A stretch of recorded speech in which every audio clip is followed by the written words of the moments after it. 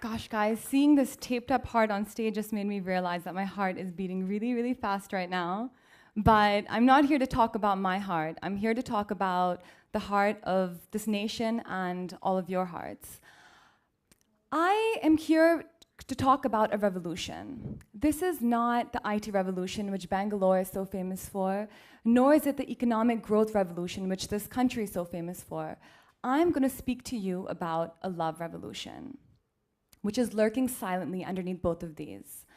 For the past year, to research my new book, I have been traversing this country from Shillong to Kochi, from Bangalore to Bombay, speaking to hundreds of people who make up the great Indian middle class. And what I have seen is a startling change in attitude and a generation gap the size of a crater. The first thing to explode with this generation gap is the concept of the Indian arranged marriage. This small switch from arranged marriage to love marriage actually means a whole deal. It means that a social revolution is taking place, which will change forever the way our families are structured, our communities are formed, and the way love and sex in this country are handled. Young Indians today are very keenly interested in romance, in love, in self-exploration and discovery. The relationship landscape in this country has changed more in the past 10 years than it has in the past 10,000. I'm going to take the case of my own family, a typical Brahmin middle-class family from the state of Uttar Pradesh, to illustrate this. These are my grandparents. They were married for 70 years till my dadiji or grandmother passed away 2 years ago. This is literally the first time they met on their wedding day. These are my parents. They're celebrating their 33rd marriage anniversary today. They met twice before they got married. This is my older sister, who was married 10 years ago in an arranged cum love marriage, an introduction marriage, which is a modern-day morph of the traditional Indian marriage system. This is my younger sister, who was just married in a pure arranged marriage a few months ago. In a pure arranged marriage, love marriage, a few months ago. So now I'm next, and clearly the pressure is on, being from, typical Indian family. And so I have to sort of think about all of these things very carefully. What I realized is that India is clearly falling in love, but there are certain hidden costs to this revolution, as there always are. The first cost is divorce. Divorce in India today stands at 10%, which is less than a lot of countries, but what is alarming is a steady increase. States like Kerala have seen an increase of 400% in the past decade. States like Punjab and Haryana have seen an increase of 150% in the past decade. Delhi is, as expected, the divorce capital of India.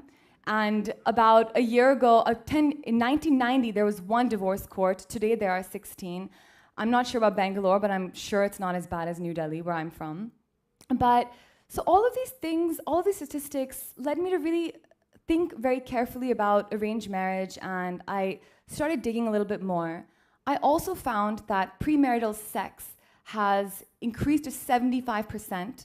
10 years ago, it was less than 30%. This has led in quadrupling of teenage pregnancy rates and tripling of abortion rates. We have no social welfare system in this country. Our family is our social welfare. But as the joint family explodes with the love revolution, splitting into nuclear families, what's going to happen to the elders of our society in a country where there are no old age homes? Statistics show that single-parent families have doubled in the past 5 years. Clearly, I realized that this is a fascinating subject, and I began running more tests. I studied about 5,000 cases of divorce, and what I found was fascinating. 70% of these divorces were initiated in love marriage. My grandfather, always a stickler for tradition, used to say that if two people fall in love and get married, then what stops them from falling out of love and breaking the marriage? And breaking the marriage means breaking up the family. Arranged marriage, on the other hand, was a concept that I'd always thought was really old-fashioned, archaic, and to be honestly, really quite regressive. But after seeing the statistics, I began reconsidering. Arranged marriage is a union between not just two people, but between two families. It is based on a sense of communal trust, commitment, and duty. I'm going to end with a short analogy to help you think about it a little bit better. I'm going to relate all of this to the stock market. So love marriage is sort of like a stock, it's a little bit volatile. It can go up, it can go down, it can just go bust. And on the other hand, arranged marriage is a little bit like a bond. You sort of form a bond between two families, between two people. It's less volatile, surely, and perhaps has less reward than a stock, but it's really something to think about.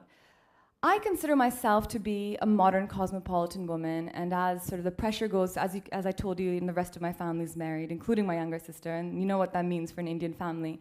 But as the pressure on me sort of goes on, I ask myself, what do I really want? I say that I want a little bit of tradition. I want to preserve the gems of wisdom that have come down, and I also want a little bit of love. So what arranged marriage has made me realize that maybe, just maybe, you don't need to kiss too many frogs to find your prince. Thank you.